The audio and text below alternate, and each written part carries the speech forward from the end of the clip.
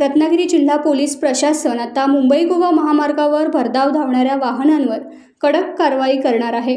अतिवेगवान धावणाऱ्या वाहनाने वेग मर्यादा ओलांडली तर तात्काळ चलन कापले जाणार। रत्नागिरी जिल्ह्याच्या महामार्गावर भरधाव वेगाने वाहतूक करणाऱ्या वाहन चालकांनो आता सावधान। अपघात रोखण्यासाठी आणि वाहतूक नियमांचे कठोर पालन करण्यासाठी रत्नागिरी पोलीस दलाच्या ताफ्यात एक अत्याधुनिक वाहन दाखल झाले आहे। या वाहनामध्ये अत्याधुनिक स्पीड गन इंटरसेप्टर सिस्टीम आहे। ही सिस्टीम महामार्गावर वेगाने वाहन चालवणाऱ्या वाहनांचा वेग अचूकपणे मोजून वेग मर्यादा ओलांडताच चालकाचे चलन त्वरित काटले जाणार। त्यामुळे आता भरधाव वेगाला चाप बसणार हे निश्चित।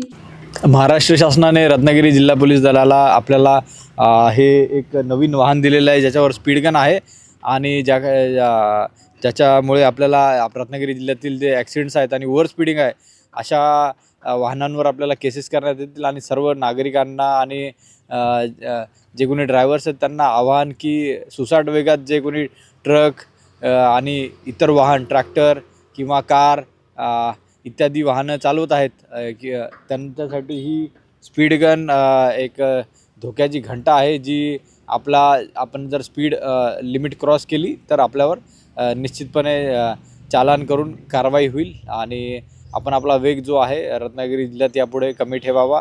आमची ही स्पीड गन आपल्यावर वेळोवेळी नजर ठेवणार आहे। लिमिट कसं असेल गाड्यांचं? गाड्यांचं लिमिट सेट जे काही आहे ते आता नियमानुसार ते आहे रस्त्याप्रमाणे।